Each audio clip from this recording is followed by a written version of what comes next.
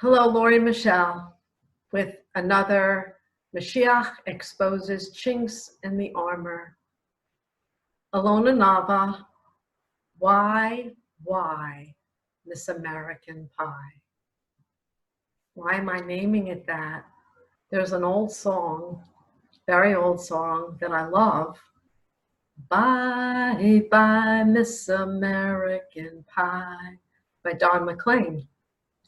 And recently, Hashem has been playing that song, streaming it into me for over a month, maybe 2 months.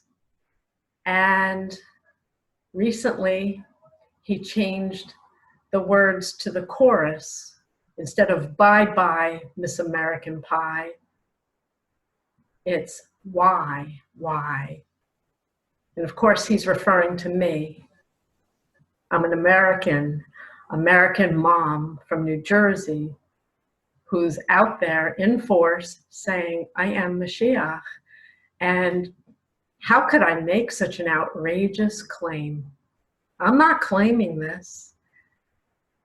April 7th, 2009, I was awakened to the voice of Hashem, the King of the universe.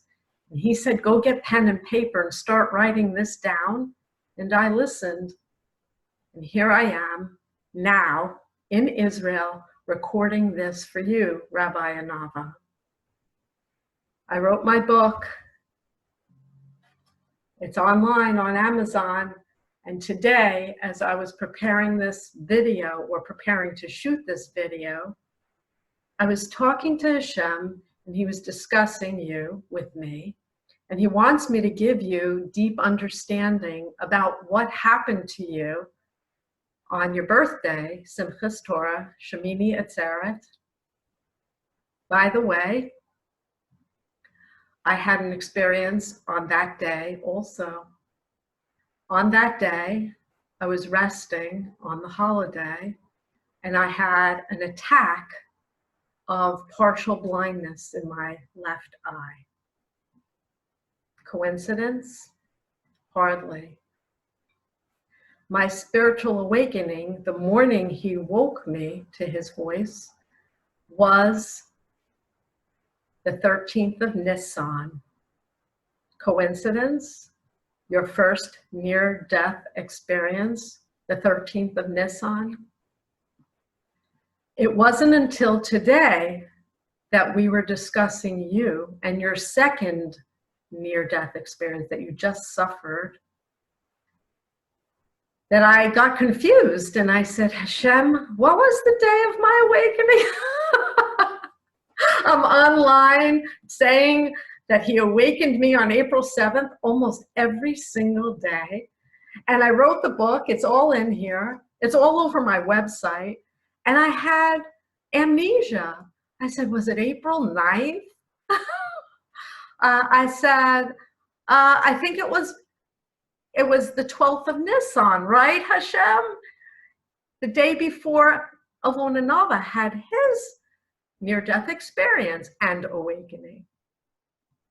He said, Lori, when did you have your awakening? I said, it was April 7th, but let me go look at my book. So I went to my book today, Hayom. I opened my book. This is bad. This shows you what kind of Mashiach you have. He said, yes, it does. Page 102, I can't even see, I'm too old. And I opened my eyes around 7 a.m. on April 7th, 2009. Yeah, Hashem, that's right. And then it says the 12th of Nisan. And suddenly I said, it was the 12th of Nisan, wasn't it, Hashem? And he smiled. He said, go on Cal and look it up, Lord. So I did. And guess what I found? A huge typo in my book. The Torah part 2, Hashem says. My awakening was on the 13th of Nisan, not the 12th of Nisan. I don't know how I did that. It took me 3 years to write this. Hashem did every keystroke with me, Rabbi Anava. And I wrote the 12th of Nisan. Wow. I lost about 10 years of my life today. I screamed, Hashem, how could you let me do that? And he said, Lori, it's perfect. I said, perfect? I can't even convert an American date to a Hebrew date and I'm your Messiah? He said, Lori, who are you? I said, I'm Lori. He said, that's right. Just be Lori. Lori doesn't need to know all that. You know, when he awakened me, Rabbi Anava, I said, oh, okay, I'm your Moshiach? He said, yeah. I said, what do I have to do? He said, be yourself and share me. And I said, really, that's it? He said, what do you do all day long? I said, I talk to you. He said, talk to me and be yourself. That's it. I said, boondoggle. I just show up and I'm just Lori Michelle. And that's all I have to do and talk to you all day and night and share you.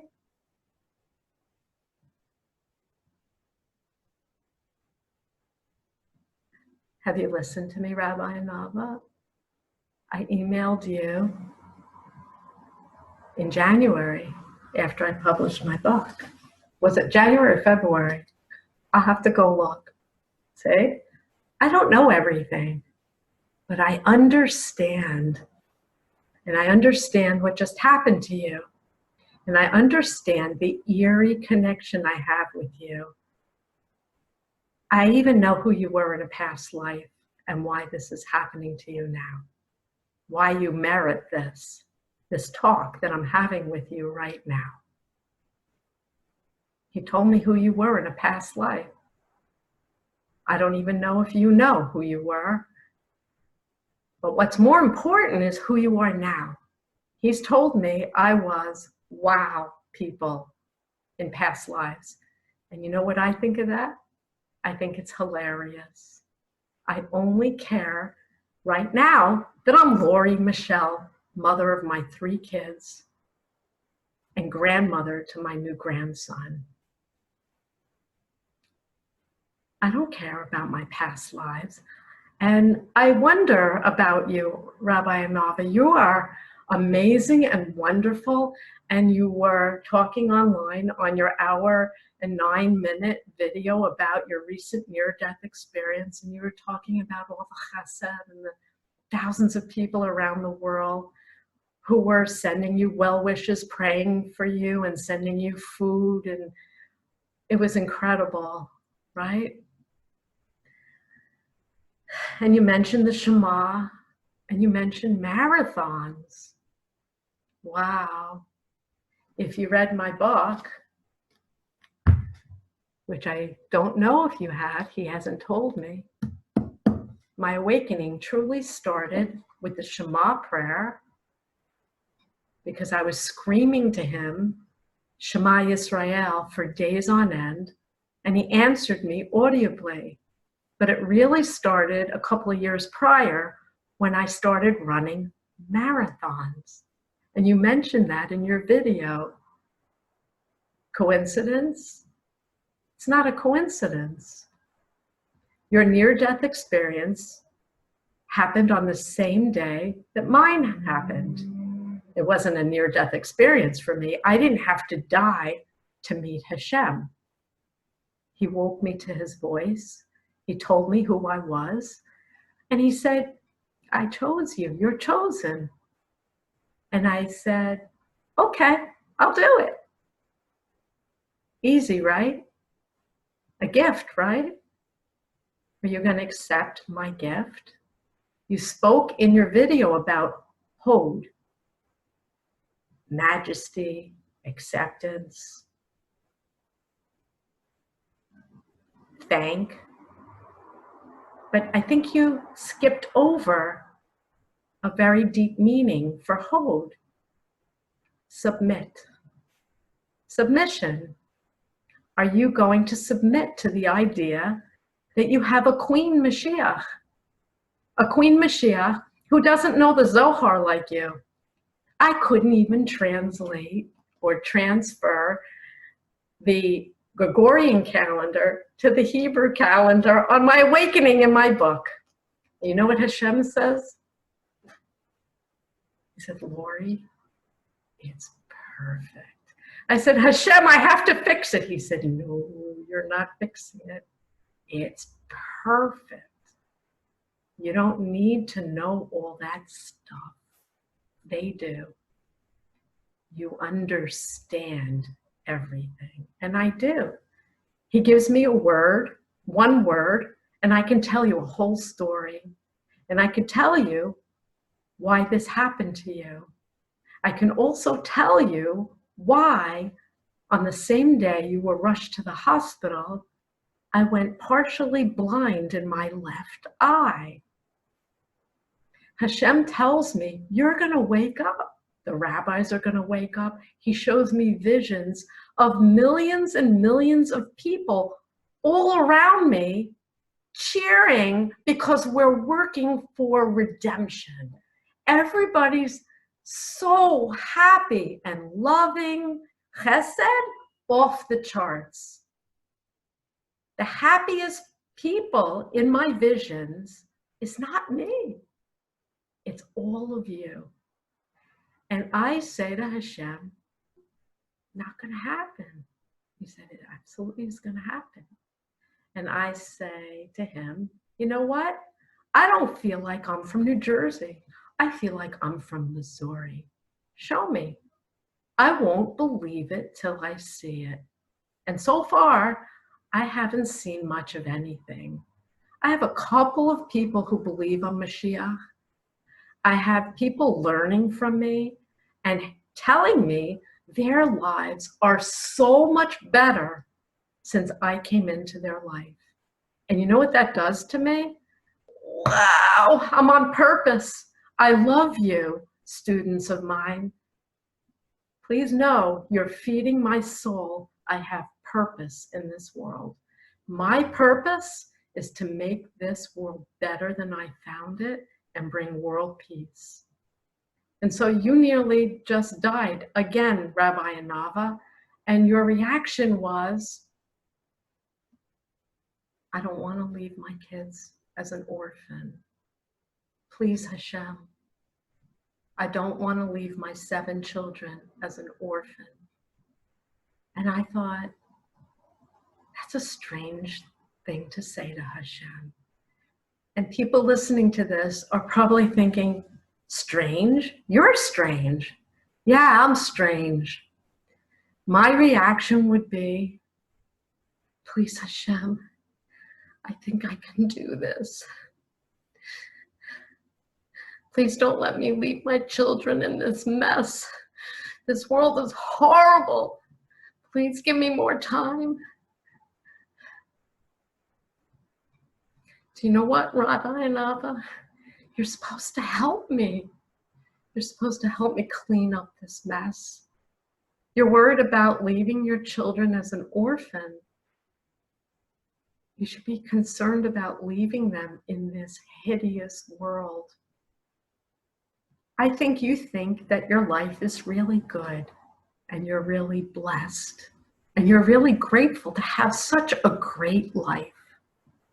In contrast, my life is horrible. Hashem directed me to the Chabad website and he wants me to read you something.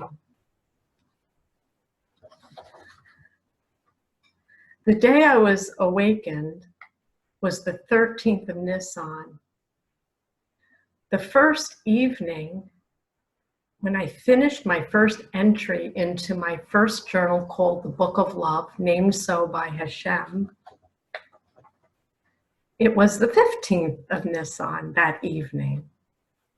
And he wants me to read this statement to you. He says it's a direct message to you Rabbi Anava, to help you connect the dots. On the 15th of Nisan, the first day of Pesach, beginning with the Musaf Amida, we recite Morid Hatal, the prayer for dew, and we omit the prayer for rain. This practice continues until Shemini Atzeret, the day after Sukkot. He's telling me right now, you need to work on that. Connect the dots between your first near-death experience and your recent one. And he wants me to add part of a conversation we had today about that. He said to me, Lori, on Pesach, we no longer ask for rain until Shemini Atzeret. You had your awakening and wrote in your first journal and finished that entry on the 15th of Nisan. Have you had rain since then? I said, no, Hashem. It has not rained for me in over 10 years. They took everything from me. Family left, friends left. What's a friend? I don't have friends. You spoke about chesed and all the tens of thousands of people praying for you and showing you love. Chesed. And you joked that maybe you should go to the hospital once a month just to receive such chesed.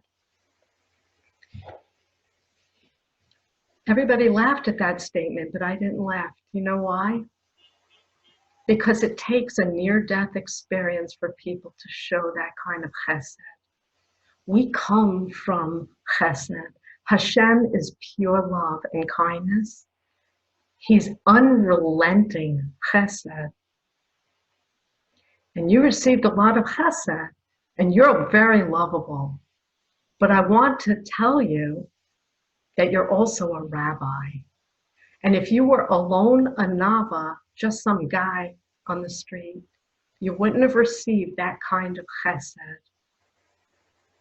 You received some chesed. People, on the occasion of an emergency, they step up to the plate and they're loving and they're kind. They come from love and they show their love. But it's a flicker. It's not a burning candle. And that's what's missing from this world. If you were Alon Jones, the Gentile, your frum community wouldn't even know you. They wouldn't have sent you 4 meals a day. They wouldn't have sent you chicken soup. They would have sent you nothing. And people will scream and they'll yell at me, oh, you don't know me, Lori Michelle. But yes, I do. On the occasion of an emergency, people are amazing. And they show inspirational videos online and they have applause. Wow, look how amazing that hero is who did that for that person. Look what they did for Rabbi Anava. Isn't that wonderful? And everybody applauds each other and pats each other on the back. And a couple of weeks later, it's a memory. And you're back to your old tricks again. If you shaved your beard and decided, I don't know, maybe that guy, Jay, had some merit, do you think that your club of frum followers would be applauding and sending chicken soup then? If you had a change of opinion, and you might say Alon Anava, you might say, oh, she's a missionary. She's a Jew for Jesus. How could she even say that on this video to me? And I warn you, I am Moshiach. Don't X out of this box and listen right to the end, because this is for you. This isn't for me. I didn't want to do this. I've had 2 sleepless nights. since I saw your video. I knew that Hashem wanted me to do this, and I didn't want to do this. I'm doing this in spite of the fact that I'm going to take heat for this, that people are going to hate me for this. But that's what happens. Chesed turns to hatred and a hatchet in the back of your head the minute you say something they don't want to hear. The minute you deviate from the tribe and speak the truth, even if it's the truth, they don't want to hear it, they don't want to see it, and they turn away. So enjoy the chesed while it lasts. This shark tooth necklace that I wear is another symbolic little trinket that I kept from a trip to Cozumel, Mexico. We went snorkeling, me, my husband, and 3 children. My children fought all the time, bickered like siblings often do. And we went snorkeling, and there was a shark in the water, and I screamed for everybody to get back in the boat. And after we were giggling and laughing that we escaped the shark attack, we bought these necklaces in Cozumel to remember that we love each other. And my 3 children wore shark necklaces, little tooth like this, all 3 of them, and took a picture and said, we love each other, we're never gonna fight again, ever, ever, ever. Until a few weeks later, fast forward, I don't know, 12, 15 years, Moshiach is the only one who kept her shark tooth necklace. Moshiach is the only one who remembers every moment of every day that we need to be loving and kind in every moment, and we need to put everyone else number 1, not ourselves. In your video, 1 hour and 9 minutes long, you also spoke about your tattoos and removing your tattoos and ascending up the ladder to be closer to Hashem, spiritual cleansing, and be more of a tzaddik, and these tattoos were holding you back. And I wondered, why is that number 1 on your mind? And you might say, what are you, stupid? Mashiach? And I say, no, it's not stupid. No. If you live every moment in godliness, if you put everyone else first before yourself, if you live the Torah in every moment, you are automatically ascending up the ladder. But the minute you make your priority ascension, it becomes about yourself. Do you understand what I'm telling you? Maybe not. This is not admonishing you. This is to help you to understand where you're veering. I don't want to do this. I must. If I hold back and I tell you you're just perfect the way you showed up, I harm you. And I won't do that. You come first to me. I might take a lot of heat for doing this when you're suffering and you don't even know if you're going to make it through this. You're still fighting for your life. How could I possibly criticize someone going through such a hard time? I can because I must, because you matter more than what anyone has to say about me. I don't care whether you like me, Rabbi Anava. I care that you listen to me and learn from me.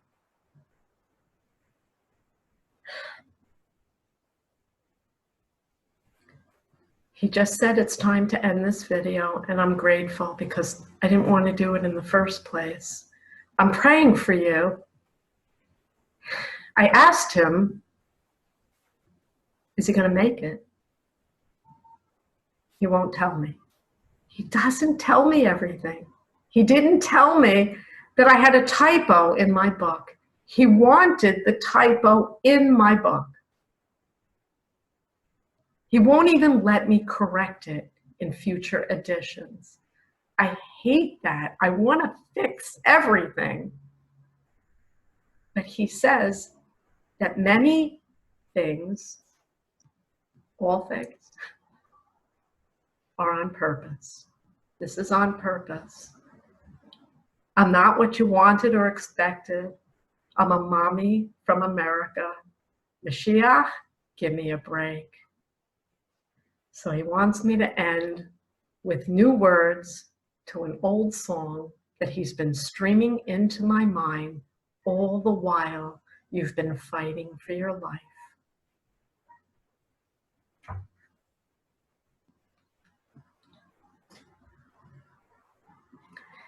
He cried, why, Miss American Pie?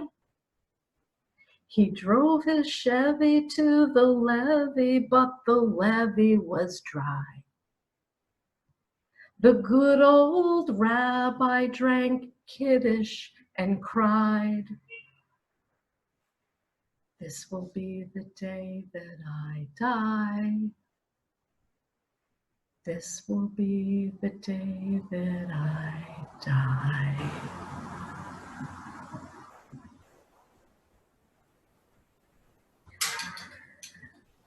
The original song then follows. Did you write the book of love? And do you have faith in God above? I wrote the book of love. Coincidence? There aren't any. Do I have faith in God above? No. He's right here with me. He's wiggling my head right now and you don't know it. Rabbi Anava, please don't die and find out that I'm Moshiach. Figure it out now. Read my book. I'm telling you the truth. I would never do this. I'm doing this because it's true. It's really him. I'm not what you want or expected, but I'm what you need. Please don't die and find out that you shunned Moshiach.